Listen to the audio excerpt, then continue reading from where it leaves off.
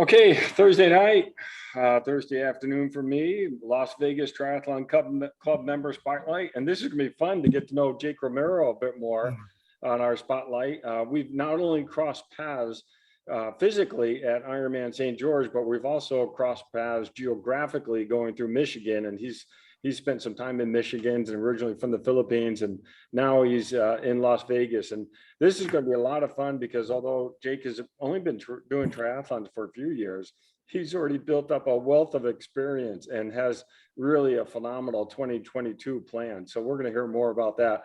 But I'm going to kick it off to Bob for the official introduction.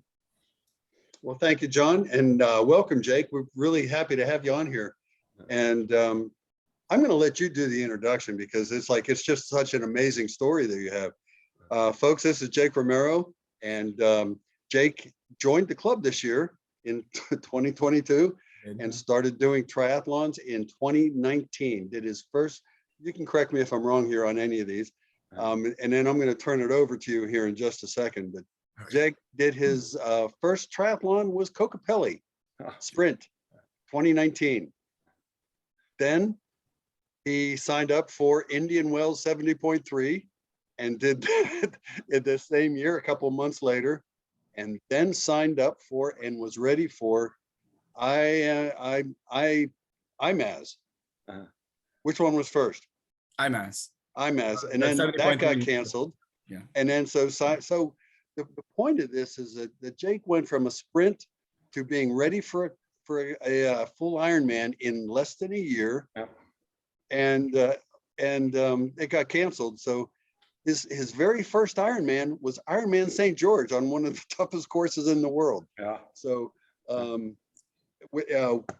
welcome, Jake, and tell us, what's the story behind this? It's like you started training for triathlon in 2019, August of 2019, right? And then like you did a full Ironman in the hardest course in the world. What got you started, and walk us through this whole journey of yours? Yeah. So well, I just want to say thanks, John and Bob, for having me here. I didn't know I didn't expect I was going to be invited into one of these spotlight things. I always watch you guys from Facebook, but anyway, so I started riding my bike to work 2019 before I started doing triathlon, and I think I just wanted to be healthy and do something different in my life. At that time, I was partying a lot, and I was recently divorced, and I wanted to do something positive, especially for me and my daughter. And yeah, I just wanted to lose weight too, because at that time I was 185, 190 pounds almost. Oh, so how tall are you? I'm 5'7", so I was overweight. So yeah, I said, okay, let me just start riding my bike to work, and I did that, and I met you guys probably know him, Rick Anthony. He was selling his bike, and he introduced me to a cycling club in here in Las Vegas, and that's how I got to know some of the guys that was in the cycling club that was doing triathlon, and eventually introduced me to Coach Dax. So that's when the whole triathlon journey started. But at first I didn't even know what Ironman was. Like I was like, what's Ironman? And like I saw all these guys with the M dot tattoo on their calves on the group prize, and I was like, I got curious, and I was like, is that a club or what? Yeah, I thought it was like some kind of cult or something that they're just, I didn't know what it was, and then I started doing research on it, and then I met Coach Dax, and I didn't plan on doing Kokopelli. I was just like, just teach me how to swim, because I don't know how to swim. And then didn't know how to swim in 2019 in August. Yeah. I mean, I could swim like a dog, but that was the closest swim I could do. I couldn't do one lap. So you're saying Coach Dax got you going on swimming? Yeah, he was with me, like, I think at least twice a week at the pool. And then the rest, I would just show up at the pool by myself. I would probably be there like 5 times a week. So I was doing that for the first month, and that was just my focus. I was doing some running and cycling. And then right now you're giving Coach Dax some pretty good cred here. Yeah, no, he did give me a lot of guidance, and I don't think I could have done it without him. Well, hats off to Dax on this one. So yeah, like I'm sorry, go ahead. Yeah, no, Jake, I love this story of getting involved with the sport by commuting to work. Yeah. And then eventually finding a group of people that have like-minded, and obviously with Dax's group is fantastic. But I want to hear more about your commuting, like what kind of bike were you riding and what was the distance at that time? It was only 3 miles, John. So it's I not, love it. it's not- Oh, that's a good start, man. but I live in like Reverence area at that time. So it was done in by Costco. So there's a lot of uphill going home. Yeah. It's like, that Villa Ridge area. That's where I would commute, See, from. I think that's such a great story because you're starting out, and at the time you're probably thinking, this is some good biking 3 miles, and now, I mean, now your mileage is a little bit more than that, right? Right. Yeah, a little bit. And in the span of what, a couple of years, you went from riding 3 miles to 112. Yeah, 112. Yeah. So That's amazing. I mean, that Yeah, is it is. really, Jake, I mean, that's some fortitude and really, I think that's motivating for a lot of people to hear that you're starting off very, just commuting. And then, and what kind of bike were you riding at the time? I started with I think it was a touring bike. It was a steel bike, a Fuji touring bike with like the pannier basket they could put in the back. Because I had to bring my work clothes and I had to bring my lunch with me. So I was like, yeah. Good for you.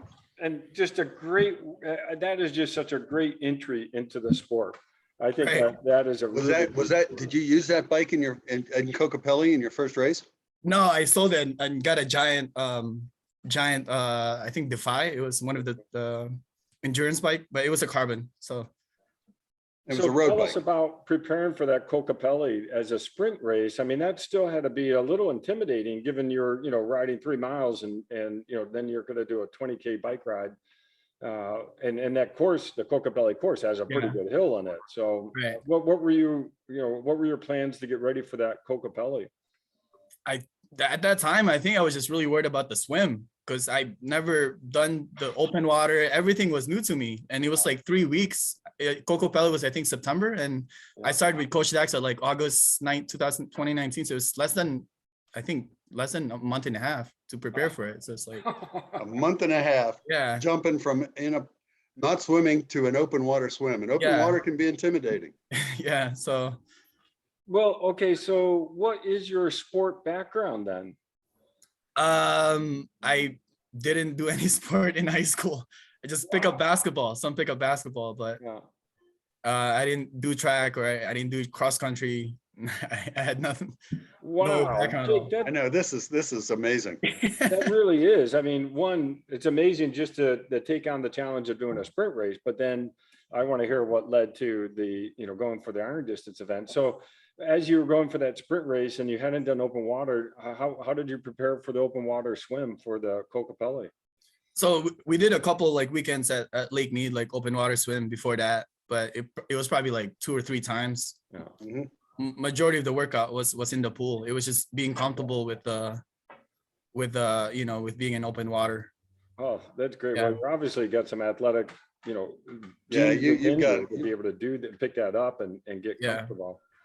It was I had to stop at a buoy when I Okay. did the first Kokopelli because I was just it was my chest was getting tight and there was some rookie mistakes. I didn't put water in my wetsuit and Yeah.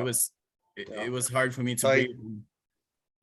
And So it's, what was, when you have that adrenaline, that you felt the adrenaline, and Yeah. I mean your first one, you get out of breath. Yeah, and I got really excited, and that took me a while to still get used to. Like even after a year and a half, I was still having that Yeah.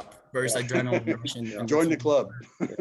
Yeah, No, that's great. And that's, I'm glad you brought that up because that's common for people who take up swimming, especially in the adult years. And so it's great that you're working to still overcome that. So I am curious, as your first race, you're on that start line and looking out and you're seeing that first buoy and it always looks a little further, at that time. So what was the start like? I was nervous. I was like, I thought I was gonna die that day. I think I was like, that's how I always feel every time I race. I mean, it's gone down, but it's just, yeah, I was really nervous. But like I said, the first 200 yards, I was like really excited, and I had to hold on to a buoy, or I think it was a kayak, and then Yeah. I was like, I just had to calm myself down and start, trying to regain my composure, and just I started swimming slowly again, and then after I think 400 yards, I was just like, okay, you're almost there, you That, you that's got great. this. And that's great to have that awareness to say, hey, Yeah. maybe I'll just hang on to a buoy or a kayak. There's nothing wrong with that. And because the whole idea is one to be safe and then just gather yourself and then continue on. So that's great. And kudos for not giving up. Yeah. Kudos for calming down and finishing it. Yeah. Yeah, thank All you. right. So then you got out of the swim and do you feel pretty comfortable getting on the bike at that point? Yeah, at that point I was like, I got this. I mean, I don't mean to be Swim was cocky, it. but like, I mean, I'm just, yeah, like the swim was, when I finished the swim, I was like, okay, you can just take your time in the bike and do the run, and I could even, worst comes to worst, I could just walk the run. Yeah. Yeah. But after the swim, it felt really good finishing and seeing all the people that was there, and it was a great feeling. Oh, that's great. That's great. Yeah, All it right. is. So then, Bob, do you want to jump in and ask your favorite Sure. race question? I'm always curious because of my own, the way it felt for me when you come off the bike, and that, like John said, there's a tough hill on that Cocopelli course, 3/4 of a mile up, and you're bombing it on the way down. But Yeah. when you come into transition and you parked your bike, you racked your bike and you started running, what did your legs say? How'd your legs feel? It was jelly. Yeah, it's just like, and yeah, I think I was cramping a little bit for that. Yeah. I wish I always do after all the bikes. I always like cramp, and yeah, that was the first time I ever experienced cramping. And Well, the jelly legs right after yeah, that gel run, legs. after Yeah, that bike. but How long did it take for you to, for your legs to wake up and you start actually running a little bit? I think first mile I would have to run walk for that first one. And that's important for people to hear too, because it's, it's like, it's just something you gotta, you go through, you do, Yeah. you learn, and you get better next time. But Yeah, somebody, and you're accomplished now. I mean, yeah, you finished a Ironman in the hardest course in the world, if one of them, and still, when you started, you got that feeling of the jelly legs, Yeah. and you've come a long way. I have, yeah. And so your sprint finish, you talked a little bit about it already, but you felt really accomplished by the time you hit that finish line. Yeah, I was like, I was like, I want to do the next one again, but Finish across the line, right? yeah, it was pretty exciting. But yeah, after that I did 70.3, like after 3 months, I think, or 4 months after that, and I was like, Did you do anything in between? yeah, Any I races did in between? Las Vegas Tri and the Pumpkin Man And you did the sprint in both of those? Olympics. Oh, you did the Olympic Yeah, and the Olympic, LV Tri. Yeah. Wow, jumped right up right after your first Yeah, I sprint. was like, I think I only did sprint. That was my only sprint this whole Oh, time. I've never done sprint again. okay. So how did that compare? How did the Olympic compare to your sprint when It you was a went lot straight harder. into an Olympic? Yeah, it was, the swim was like longer. I was like, oh no, like what did I sign up with? But like, again with that one, same thing. I had to stop at a buoy again. Like the first 300 yards, I had to stop again, and I feel like it's becoming a thing now that I always gotta do that. So You're amazing. No, Yeah. well, obviously, you did 2.4 miles. yeah, So it's like you obviously got through that one. I mean, Yeah. you're over that. So I don't know. I'm curious as to when the longer distances, even the halves or the full, when that started entering your mind in terms of signing up for those. Obviously, it was pretty quick. Pretty quick. it was. My coach was the one that pushed me for anything. And I'll tell you right now, he's listening because Yeah, no. so.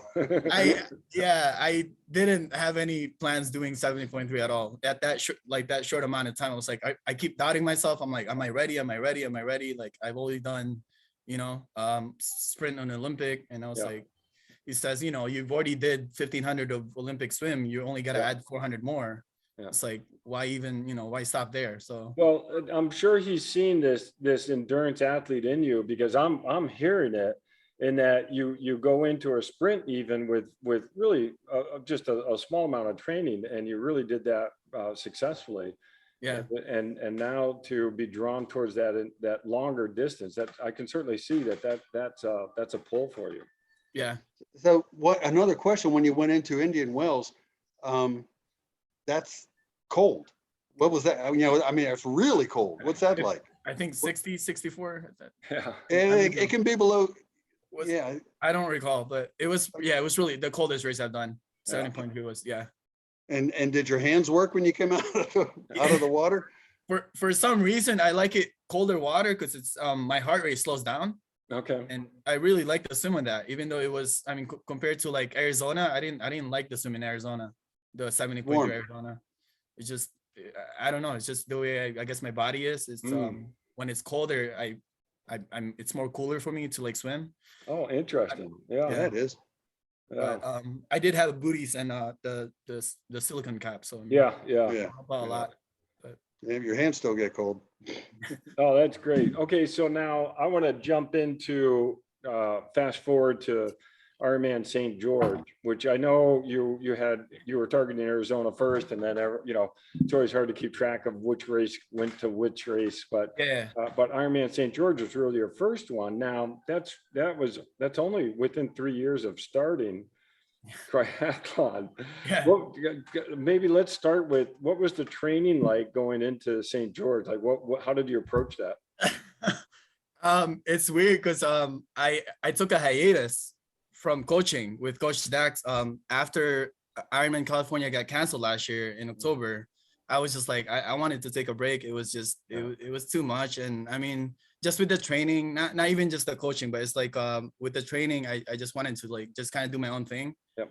So I did a lot of like mountain bike rides, trail running. I didn't have any training plan at all. I just did long rides. Boy, that is so important. Yeah. And it's so that for you to say that. And it almost, did it feel like it was a second job that you were training too much? You wanted to take a break from it? Yeah, it started to become like a chore for me. And it was at November, December, like I was just really bummed out about California being canceled. I mean, I should have done Ironman already by 2020 with the IMAS, but got canceled for another, California. And it's I just, so you said, let's chill and have some fun, do some mountain biking. Yeah. I knew I had to pick up training again by January, but at that time I was kind of still doing my own thing.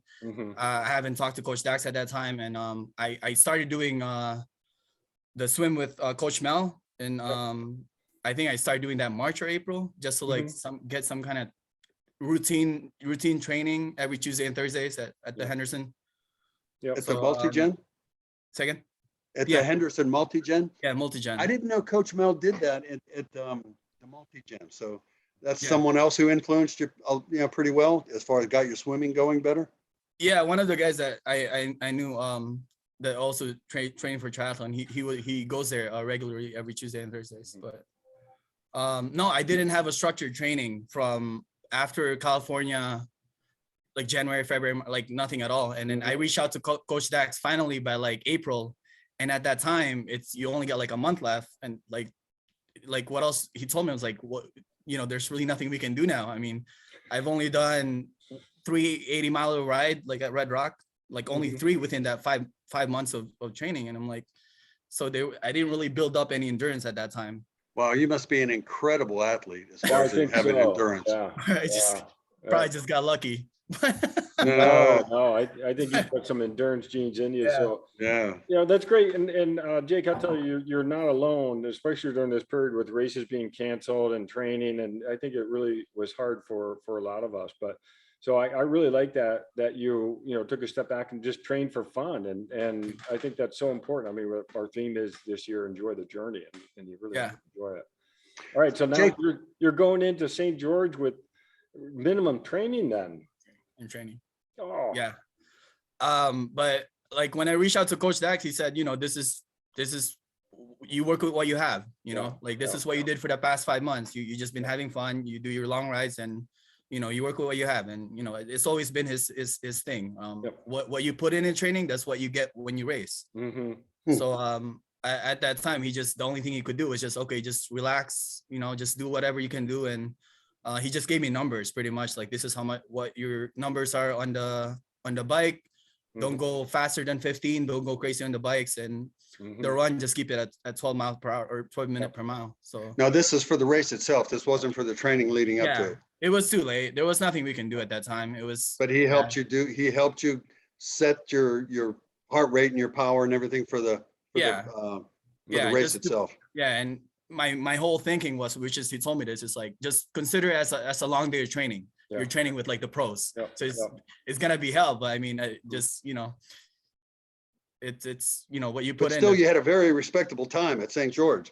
So it's like, yeah, 15:44, but That's awesome. That Yeah. is awesome. All right, so tell us about the day. So I love that approach, and I love that, talking with a coach about something like that, and just getting some framework for how to approach it, because yeah, a lot of times, the endurance events, when you've got an endurance athlete like yourself, having that mindset is so important. And so that sounds like what you guys talked about, and that really is good for Yeah. people to hear. So to walk us through the day, what was the swim like? And I already expected I was gonna do at least like 2 hours was in my mind. Like you're gonna be there in the water 2 hours, so I just had to look at it one stroke at a time, one buoy at a time, and then I even like remembered how many buoys was the first straight, and then I think it was 8 buoy, and then you turn, and then that's 11, and then you turn again. So in my mind, it was just like, okay, one stroke at a time, and I just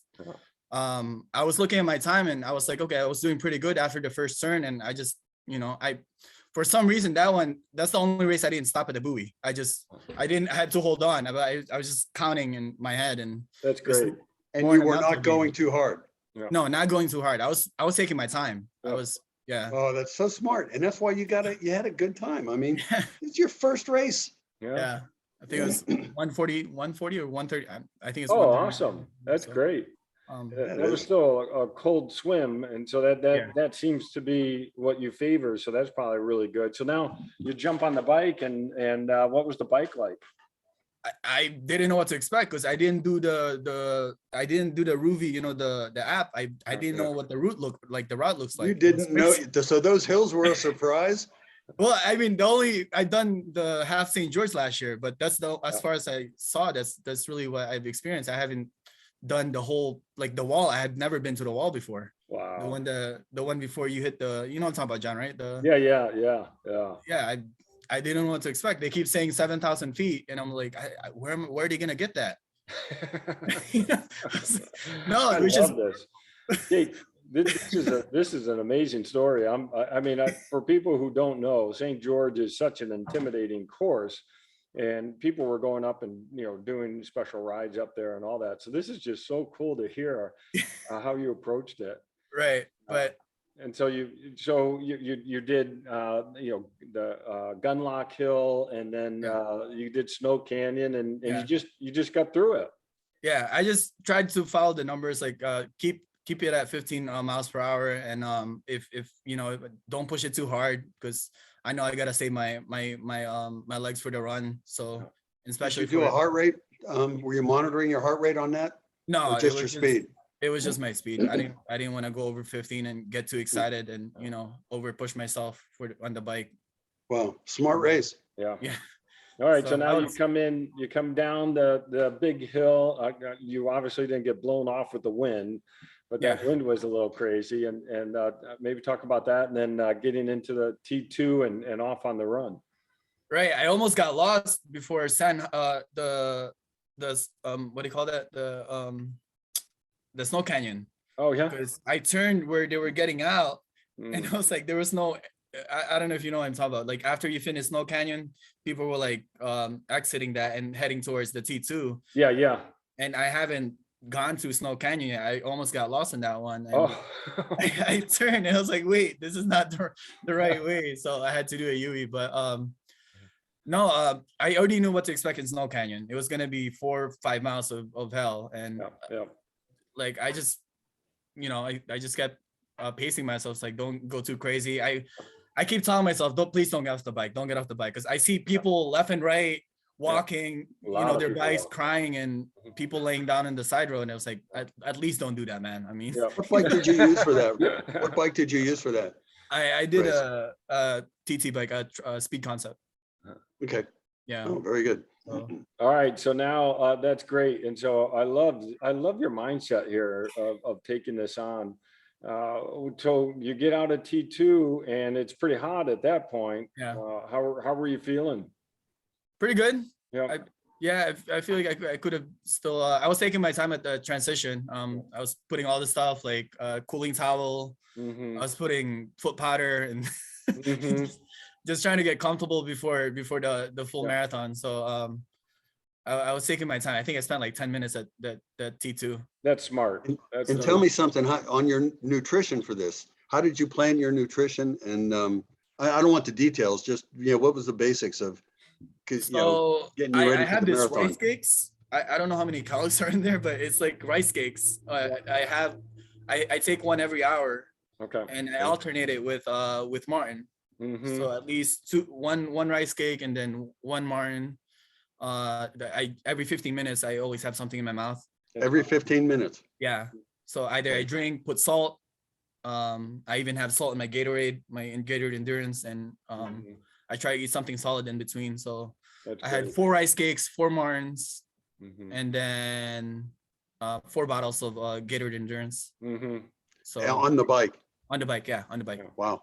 And then I think that's what I was doing the whole time, just eating every 15 minutes. I was like, I had a timer set up in my Garmin Ah, to just make sure I eat every 15 minutes, have something in my Okay, mouth. you say you had 4 rice cakes per hour? Yeah, I want to Okay. say 4 or 5. I mhm. think And 4 Morin gels per Yeah, hour. Martin, yeah, That's great. Morton. yeah. Okay, smart. But I felt pretty full, but like it's just I know I had to eat it because if I don't eat it, I'm gonna I'm gonna bonk sometime in the bike or the run. So Mhm. Mhm. and All right, so now that sounds like a great plan, and it obviously worked for you. And now you come down Diamond, a diagonal road, and down that hill, and you see the finish line. What's going through your mind at that point? Your first Ironman.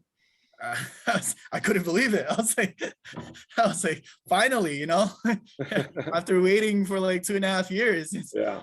it's a great feeling. Yeah. And That's I great. saw And Yoshi, I think, before that. wait, Yoshi. what's I that? think I think I saw Yoshi like a couple months before that because I was really close to Yoshi.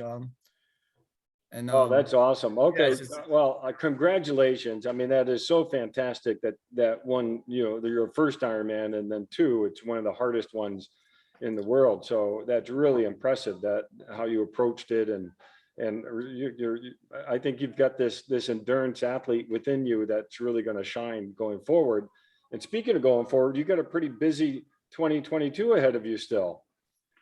Yeah, you signed up for a few races, I a few did. big ones. Tell us about those. Ironman California Okay. and Ironman Arizona. And Man, then 3 in a year. yeah, Love it. so I don't know. It's like How you feeling? You recovering loving from it. St. George? still partying and still haven't picked up training, but hopefully June and July I'll start picking up again and Oh. do some workouts. Very good.